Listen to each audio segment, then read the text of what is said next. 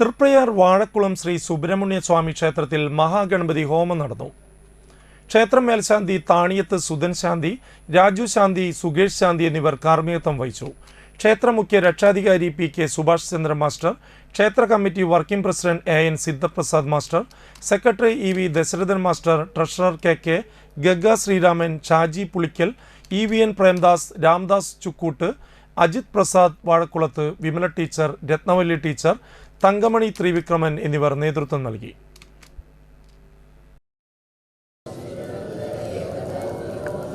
ഓം ലക്ഷ്മി നാരായണാഭ്യാം നമഃ. ഓം വാണി ഹിരണ്യഗർഭാഭ്യാം നമഃ.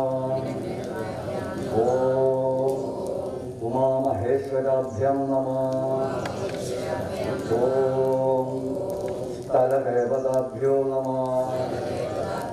ഓം കുലദേവതാഭ്യോ നമഃ. ഓം ധർമ്മദേവതാഭ്യോ നമഃ. ഓം ഇഷ്ടദേവതാഭ്യോ നമഃ.